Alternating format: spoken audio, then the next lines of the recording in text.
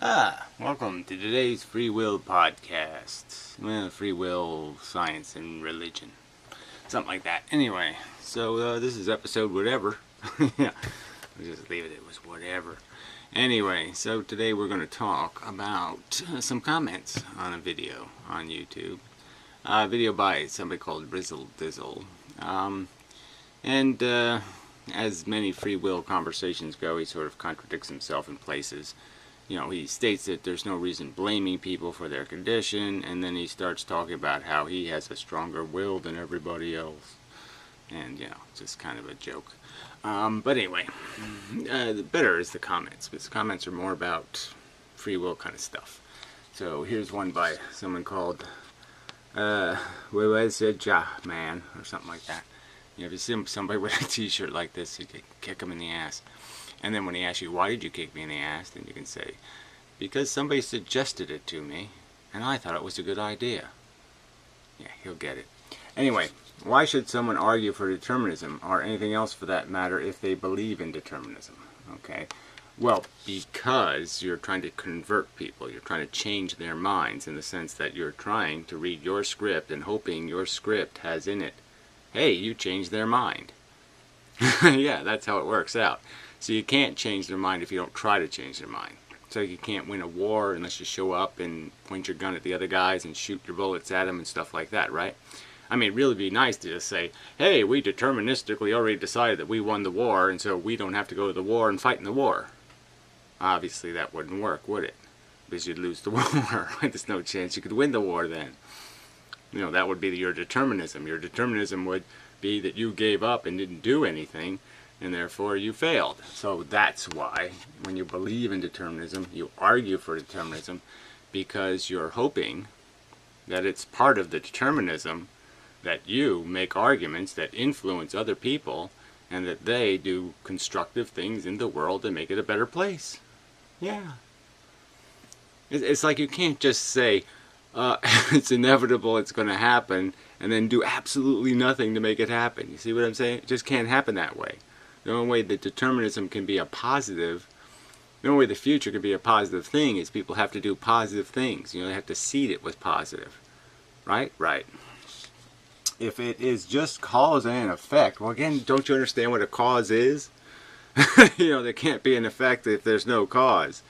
So if I go over there and sit in the couch instead of making this video, there'll be no causing doing any affecting.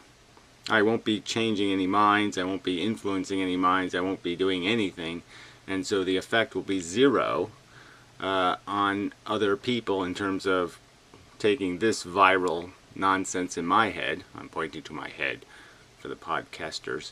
I can't get this stuff in my head, out of my head, if I don't do something like talk. Okay. Just cause and effect, then we are just rocks rolling down hills. Well, we are rolling down a hill, but it's a lot more complicated than just a hill. I mean, yeah, the nuances of the vibrations of what we bounce off of and how we bounce. We're very complicated rocks, I guess is the idea. Is we have a lot of angles. And so how the rock hits and how it bounces is going to be really, really complicated. And yes, we're just going to read our script. But you have to read the script. Again, you have to go fight the war or the Nazis win. You can't just say our side won, deterministically, because you got to know that, well, the only way deterministically our side could win is that assholes like me have to go over there and get bullets shot in their heads. So if nobody goes over to get shot, then you don't win the war, and that's a deterministic failure. I'm just saying, you can't not do. We're rocks. We have sides. We have to let our sides bounce as we bounce, or we're just going to, if you want to do nothing and just roll like a sponge, then yeah, you're deterministically going to be absolutely meaningless. Yes, you'll have no effect on anyone. Go in the closet and, eat cardboard. And, not have any influence on the world at all. Then your deterministic cause and effect impact in the world will be zero. It just will be the fact that you were a zero. But some of us have a brain. The brain does this thinking thing. It has this idea that certain things this could be the future or that could be the future. Now the future is already decided, but we can't know it sitting here now. So from our position, there's still a choice to be made. Do I go to war? Do I not go to the war? I know if I don't go to the war, we lose. If I do go to the war, we still might lose, and I might lose. But you know what I'm saying. I still have to make the decision, and the decision's still going to be meaningful. And some stuff ain't going to happen unless I'm part of it. There's going to be circumstances where bad things are going to happen unless you show up and come to the rescue. It's just the truth. There's just certain events that are going to happen in life, and if you just happen to be at the right place in the right time, there's going to be other times when you're going to be in the wrong place at the wrong time. And all that's deterministic, but I'm just saying we can understand from our ignorant position of not knowing the future as it already happened, that we can know probabilities. And we can certainly know inevitabilities, like, you know, if I don't go plug a leak in a pipe, the water will keep flowing out. That'll be the determinism. And the only way the water stops is if somebody goes over there and plugs it. Yeah. Anyway, rocks rolling down hills, and arguments aren't important for rocks rolling down hills. So see, arguments aren't important for rocks rolling downhill. So again, it's just this silly way of negating this 100 billion neuron strong device that is quite capable of exchanging concepts and ideas and values and motivations and passion. All these things can be motivated in each other quite easily by just uttering some of these words. You know, I say something and people will react. I could say there's $1 million buried, you know, and I could give you the location of some place where $1 million is buried. And all of a sudden you're probably going to act. You know, if you have some sense that I'm telling the truth. You know, just the truth. You're going to react. So we're just not rocks. Rocks don't react to somebody saying, there's a sale at Walmart. You know, they don't do that. But people can. Anyway. So the Dizzler guy said, this is precisely the type of tedious nonsense I was referring to. But he doesn't really make an argument, which is kind of weak and lame. So anyway, which man comes back with, because you don't have an argument for why rocks rolling down hills would argue with other rocks rolling down hills. So again, he just keeps saying this silly thing like we're a rock when obviously we're complex neurology, and ideas are fundamentally how the complex neurology works. Free will and determinism is a language game more than anything. Well, it's not. It's just a fact that it's a mechanical universe. We're just a mechanical process. We are robots. We do have programming, and depending on how the robots bang into each other and how what kind of talky talk comes out of their mouth, they'll do different things. And so I'm hoping to say things that'll make robots do good things rather than bad things. That's as far as I can go. That's as far as I can hope that the script I'm reading is a good script. The bottom line is that you have to act like there is free will in order to live and prosper. Well, whatever prosper is. Well, that's just nonsense, but it doesn't matter. You can or cannot. I don't have to live as if I have free will. I can understand that I'm a bunch of programs, and that a lot of these programs over years have been, you know, put on the the iron, the what do you call those things? You know, the blacksmiths use. You know, those big, heavy, whatever. And it's been smashed, and it's been worked, and it's, you know, these ideas in my head have been, you know, scrutinized, and they've been mashed through filters, and so yeah, I have a sense, an understanding, a perception that they're worth something, because I've banged on them, and they've held up, and seems like good stuff, and that's the only thing I care about in terms of this live and prosper shit. I just have to think, I've done my job, I'm doing the best I can, and I have substantially, you know, cleaned myself of, you know, overtly dishonest motivations. That is really all that matters. Well, again, all that really matters is that we in the most efficient way possible, get from stupid, ignorant assholes to brilliant, enlightened, productive, efficientoids. You know, that's civilized, you know. So that's really the only thing that's important, is that we get from being dumb animals hurting each other to smart animals capable of doing the right thing, which is basically quit playing a stupid game. But anyway, that's a whole nother subject. Alright, let's see. Shock of God. Another useless comments do come up. Ha ha, Rizzle and Mullinex sitting up a tree. Huh. That was really a dumb comment. But you know, there's lots of dumb people on the internet. We are we are the kind of rocks that change the trajectory of falling down based on arguments. Yeah, we don't change.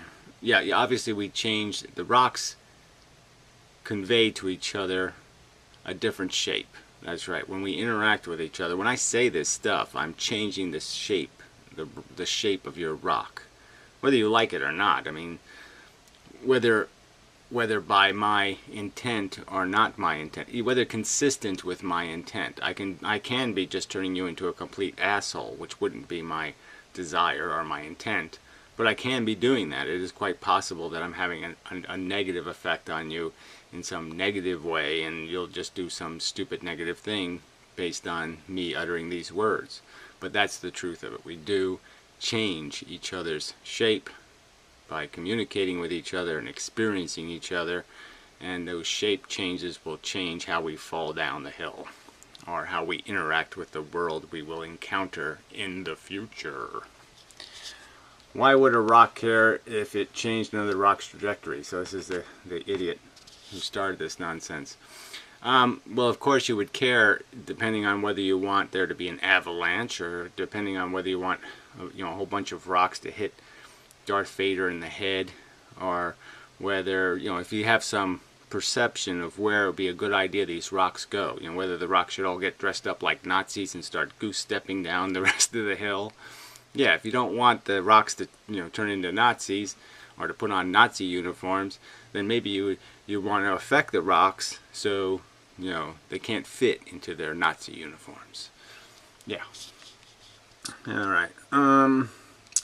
Yeah, but the arguments are also just rocks. Nothing escapes, not even truth. Yes, it's quite true. We're just reading script. That's all we can do. You know, and we're not even doing it. You know, technically, I would argue I'm not doing nothing. I'm sitting here watching me do this shit. So, consciousness is just an illusion of function. I don't really have any conscious functionality. My programming just kind of takes over and it does all this work, and I just sit back and watch it do the silly shit. Right? I mean, I can't stop it from doing what it's going to do. We're just basically, our consciousness is basically just tied up in the chair, and it just watches us perform, and that's about all there is. Yeah, so there's no control over any of it. But the end result is that there are such things as good and bad events. There are such things as good and bad objectives, destinations. And part of the process of getting to the good destination is having brains that at least are concerned with trying to get to a good destination. They have to at least have some idea that that's where they want to go if they have much chance of getting there.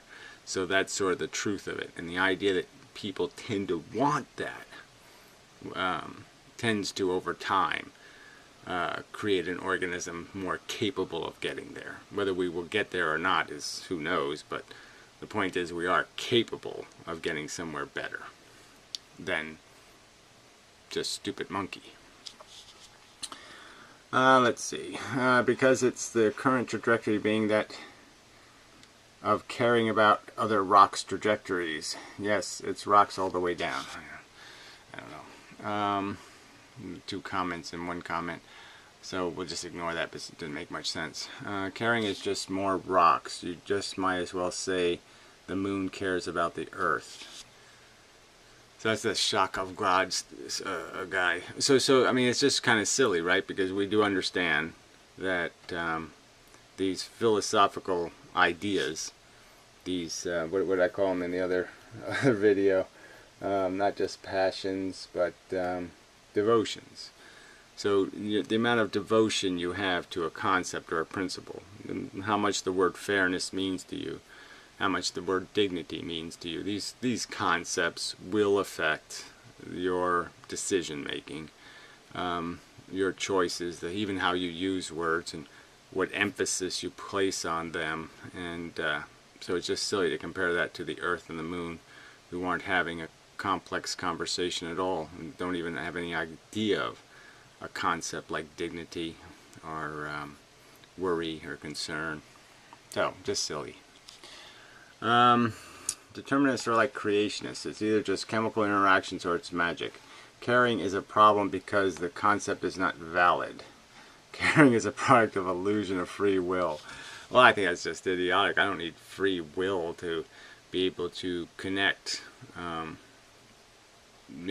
perceptions of harm to myself with perceptions of harms to others, and be able to connect those two things together and say, ooh, what if that was me? I mean, it's really easy to do. That's one of the easiest mental things to do, is to see somebody do something and then mimic it, or see somebody in a circumstance and project what it would be like if you were in that circumstance. I mean, that's just so easy to do.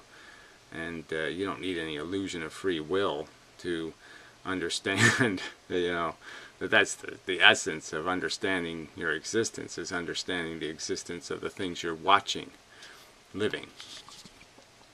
In reality, caring does not exist. Oh, that's just silly. Like I said, it would be like saying Saturn's rings care about Saturn. No, it wouldn't be anything like that at all. Again, we have brains. Planets don't have brains. I mean, how can you say something so silly?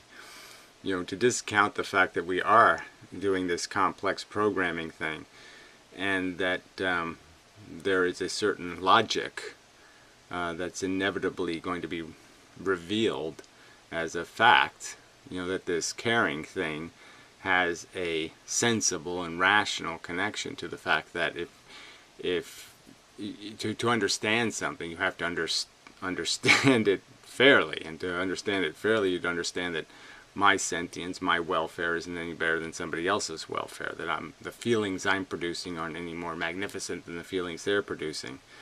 And those simple understandings are profoundly important. It would be dangerous to suggest this is what was ever meant in any rational definition of human caring. I don't know what, it's just silly.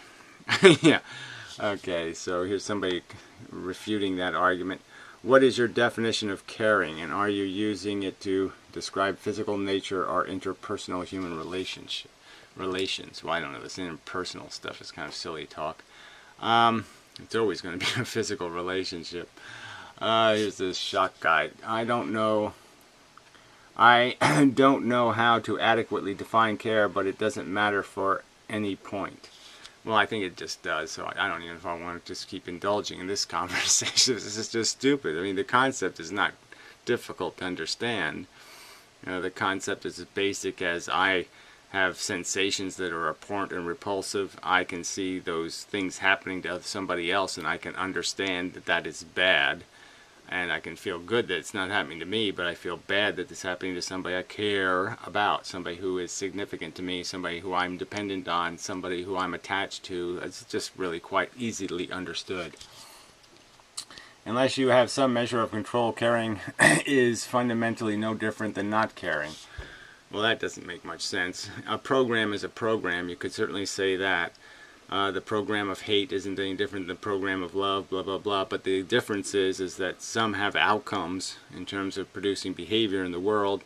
They make you a better rock. Not being in the Nazi uniform is a good thing. And the caring thing ain't going to be in the Nazi uniform. If I was controlling your mind, body, and making you believe you care about something, you would not say you actually care about it. Again, it doesn't matter whether you're actually caring or just imagining that you're caring. The fact is that you're mindful of something. To be mindful is all that matters. So if you're mindful of somebody else's situation, whether you technically care or not is totally irrelevant. The fact is you're going to be mindful of their situation.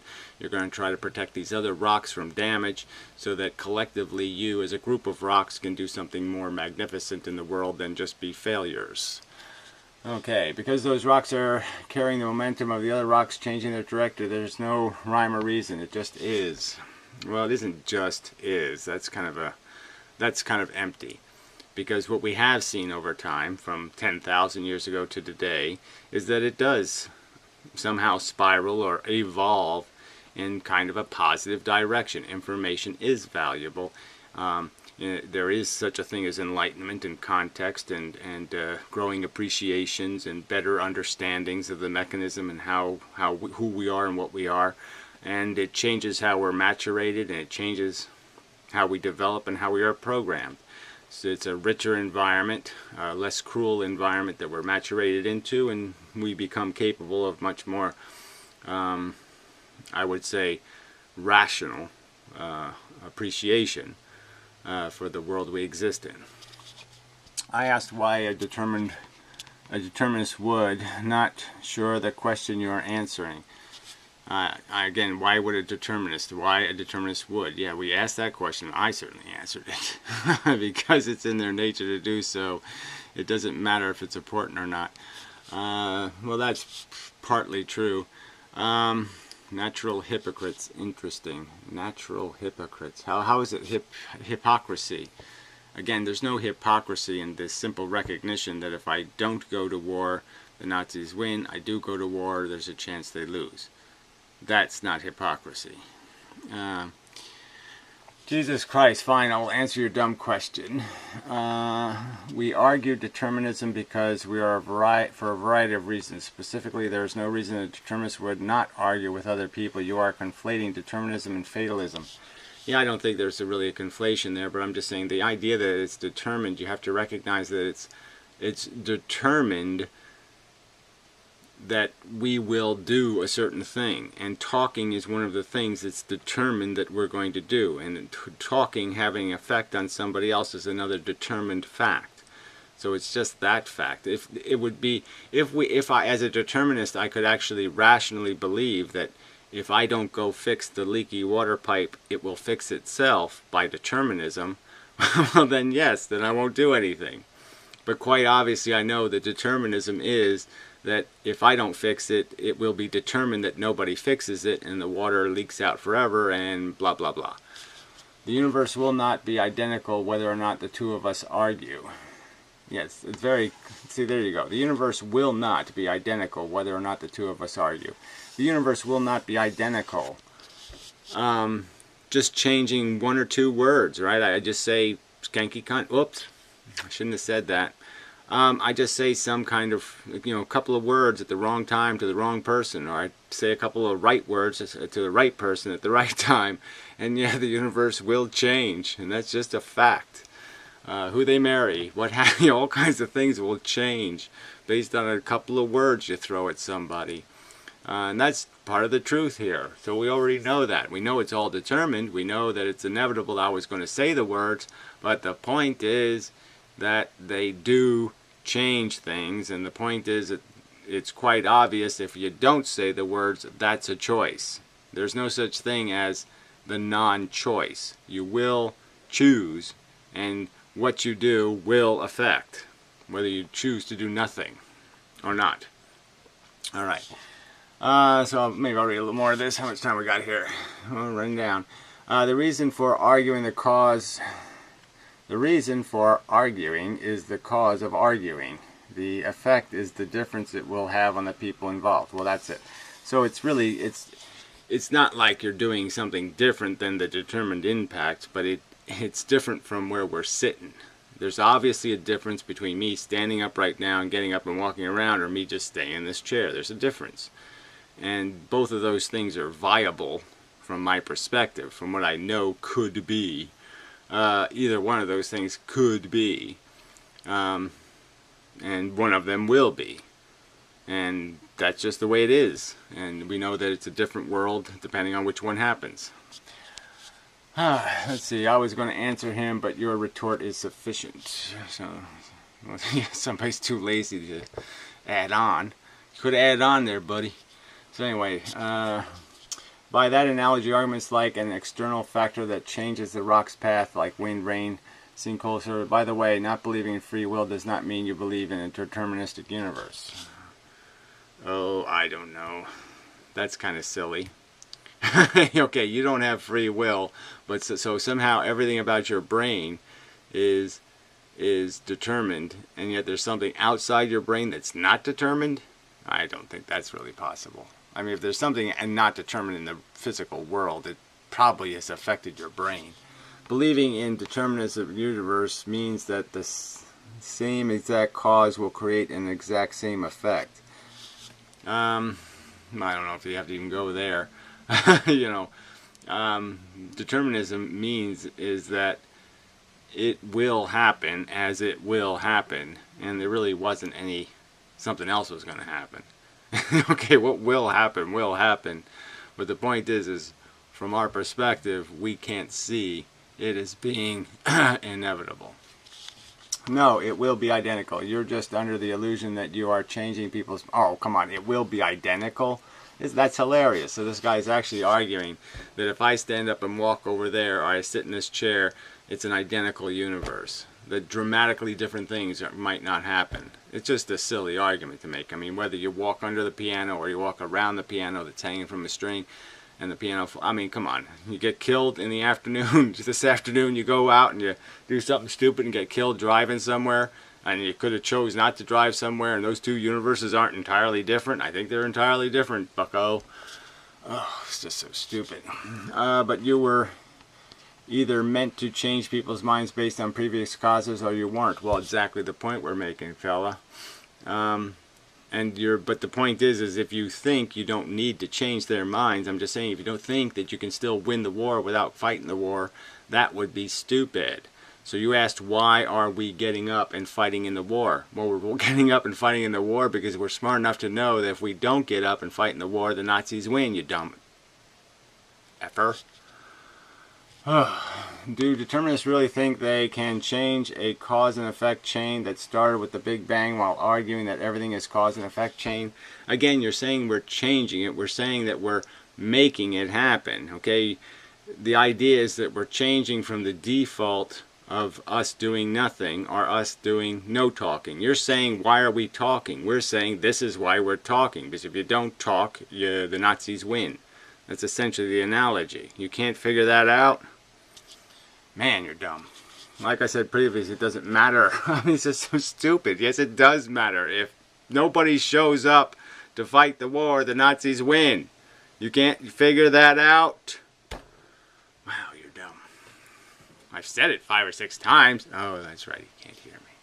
Alright, so anyway, we're running down to time here. 2 minutes left. What creates this external factor? I think the external factors would also have to be ruled by determinism. Yes, it's all deterministic. That's not the argument. We're reading a script. Everybody's reading a script.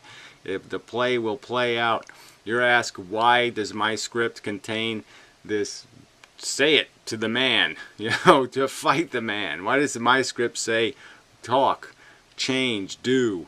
Because my script has built into it a sense in my brain that if people don't do anything, if change doesn't take place, if no one makes these arguments and tries to restructure each other's nutsack, that we're all going to tumble down the hill in some horrible way. So if we don't do this better, we're going to make a mess. That's why. That's the perceived reality, and we are just hoping that deterministically reading this script will do something different. Yeah, something better than what it looks like it's heading for. So anyway, down to the last 50 seconds. So we'll have some closing music maybe, and leave it at that. So, till the next time, when I might get to the word well-adjusted. What the hell does that mean? That came up in this video, the word well-adjusted. That's kind of a silly pile of words, isn't it? What does that one actually mean? I probably could just keep doing some more of this. There is miles and miles of it. Anyway, but till next time, this is podcast such and such, whatever, number, reference, doodah, and so forth. And so, yeah. Catch you next time and such.